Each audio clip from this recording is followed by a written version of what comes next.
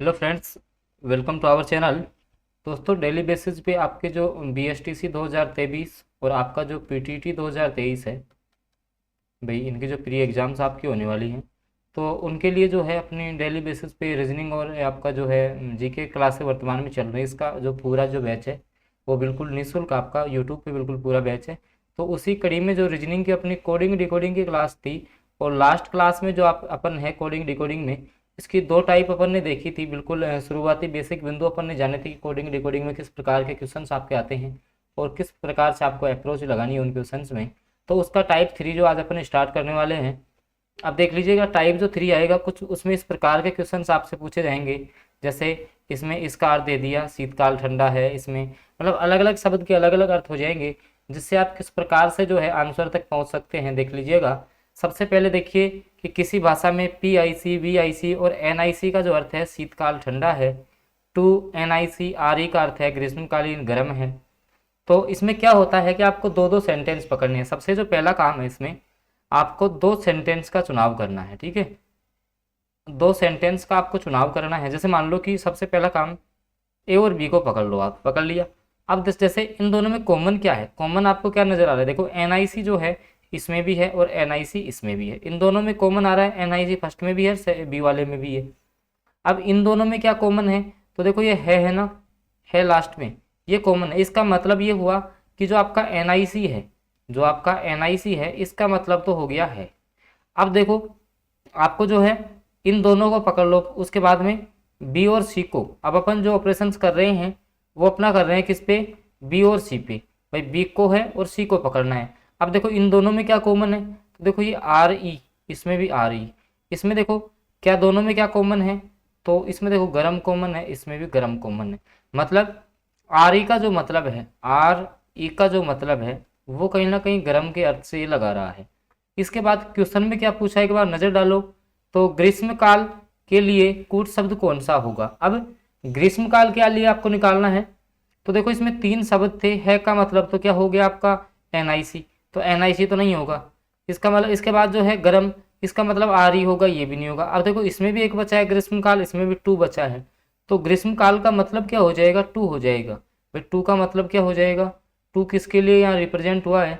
तो ये आपका ग्रीष्मकाल के लिए हुआ है। किसके लिए हुआ है? ये आपका ग्रीष्मकाल के लिए हुआ है। तो बिल्कुल आपका जो ऑप्शन ए है वो सबसे सटीक आंसर रहेगा। ऑप्शन नंबर ए के साथ आप चले जाएंगे। अब वापस मैं रिपीट करता हूँ कि जब भी इस प्रकार के क्वेश्चंस आपसे पूछे जाएं, बिल्कुल आपको जो है बेसिक बिल्कुल जीरो लेवल से मैं आपको बता रहा हूँ कि आगे जब भी इस प्रकार के क्वेश्चन आए तो सबसे पहली जो आपकी अप्रोच होनी चाहिए वो आपकी ये होनी चाहिए कि आपको जो दो सेंटेंस पकड़ने हैं। सबसे जो पहला काम करना होता है कि दो सेंटेंस पकड़ लीजिए, उसके बाद उन दोनों में कॉमन निकालने की कोशिश करो। उसके बाद फिर दूसरे दो सेंटेंस उठाओ, अगर उससे भी आंसर नहीं आ रहा तो फिर और दो सेंटेंस, अलग अलग दो दो सेंटेंसों का आपको चुनाव करते हुए दोनों तरफ से कॉमन लेना है।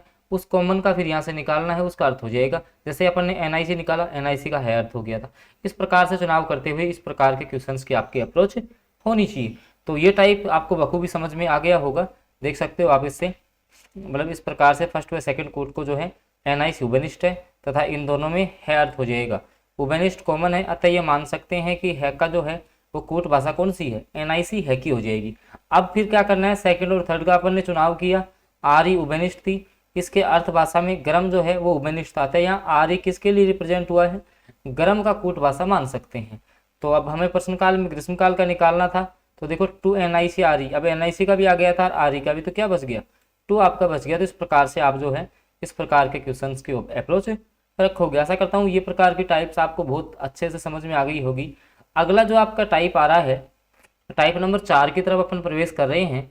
देख लीजिएगा, कोडिंग डिकोडिंग में अगले टाइप से किस प्रकार के क्वेश्चंस आपके पूछे गए हैं या आगामी जो एग्जाम्स है उनमें पूछे जा सकते हैं।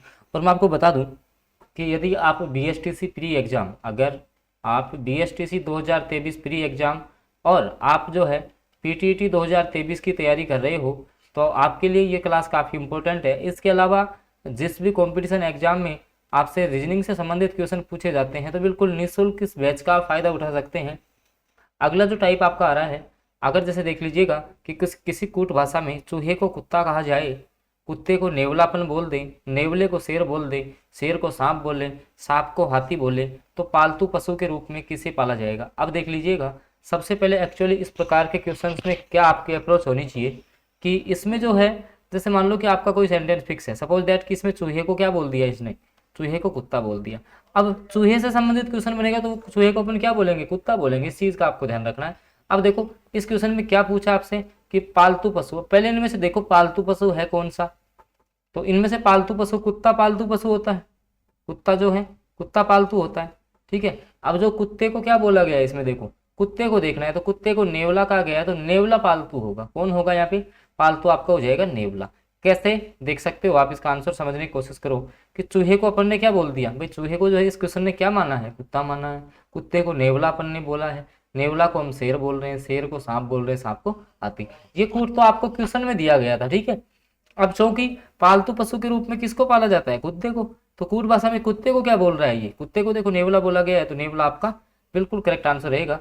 इस प्रकार के टाइप्स के जो क्वेश्चन हैं वो अक्सर, अगर जिसमें राजस्थान के एग्जाम की बात करना चाहूँ तो राजस्थान का ऐसा कोई भी कंपटीशन नहीं होगा जिसमें अगर आपके रीजनिंग के क्वेश्चन पूछे जा रहे हैं और कोडिंग डिकोडिंग उस सिलेबस में उसका समावेश है, तो बिल्कुल यहाँ से एक क्वेश्चन इस प्रकार का हमेशा पूछा गया है और आपके भी पूछा जाएगा। तो आशा करता हूँ ये जो आपका ये ट्रिक है अच्छे से बखूबी समझ में आ गई होगी। वापस मैं रिवाइज करता हूँ एक बार, दोनों बातों में अपन ने क्या सीखा है आज। सबसे पहले इस प्रकार के जब आपके पास क्वेश्चन आ जाएं तो इसमें जो आपको आंसर देना है, जैसे इस प्रकार के जो क्वेश्चन आ जाएं उनमें सबसे पहला काम कॉमन लेना होता है।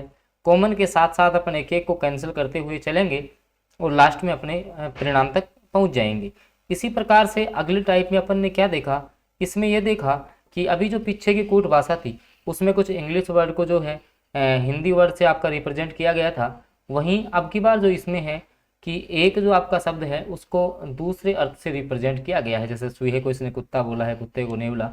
तो जैसे जैसे क्वेश्चन बोलेगा, अब जो है एक्चुअली इसमें होता क्या है, क्वेश्चन के अनुसार अपन को चलना होगा, क्वेश्चन के अनुसार चलना होगा। क्वेश्चन जो बोल रहा है उसको यूनिवर्सल ट्रूथ आपको मानना पड़ेगा, सार्वभौमिक, इसको सत्य बात मानते हुए क्वेश्चन को हल करना। ध्यान रखना इन क्वेश्चन की खास बात यही है कि इन क्वेश्चन को सत्य मानते हुए हल करना है। ध्यान रखना, सत्य मानते हुए हल किया जाता है, सत्य मानते हुए हल किया जाता है। तो इस चीज़ का आपको ध्यान रखना है, ठीक है। अगर आप जैसे अब एक दो क्वेश्चन की आप खुद प्रैक्टिस कर लोगे ना तो आराम से इस प्रकार के कोई भी क्वेश्चन आप हल करके देख लेना, बहुत जल्दी आपसे हल हो जाएंगे। और जैसे मैंने आपको बोला भाई रीजनिंग की अगर जैसे कहीं पे भी आपकी रीजनिंग आ रही है ना, बेस्ट क्लास है, one of the best class आपको मिलेगी, क्योंकि यहाँ पे जो है स्टूडेंट्स की आवश्यकता को समझते हुए बिल्कुल जीरो लेवल से। अब हो सकता है कि देखो जिनको जैसे मान लो कि रीजनिंग जिनकी पहले पढ़ी हुई है उनके लिए ईजी हो सकता है, बाकी जो फर्स्ट बार जो रीजनिंग पढ़ रहे हैं ना उनके लिए थोड़ा सा कठिन रहता है। तो उनको बिल्कुल बखूबी मैंने समझाने की कोशिश की है। आशा करता हूँ जानकारी आपको बहुत अच्छी लगी होगी। अगर वीडियो आपको पसंद आया तो आप इसको लाइक कर देंगे और चैनल पे नए हैं तो सब्सक्राइब कर लेंगे, क्योंकि आगे जो है इसका अगला पार्ट आने वाला है। क्योंकि फर्स्ट पार्ट अपन ने कल कवर किया था, सेकंड पार्ट जो है आज अपना कवर हो गया। आने वाली एक दो क्लासेज के बाद में कोडिंग डिकोडिंग की जो आपकी एक्सरसाइज है पूरी आपको अच्छे से समझ में आ जाएगी और फिर उसके बाद एक भी क्वेश्चन आपका गलत होने की संभावना 0% हो जाएगी। तो बिल्कुल आप क्लासेज से जुड़ने के लिए चैनल को सब्सक्राइब जरूर कर लें और साथ में बेल आइकन के चिन्ह को प्रेस कर लें ताकि जब भी आपकी कोई क्लास हो तो उसकी नोटिफिकेशन आप तक पहुँच जाए। धन्यवाद।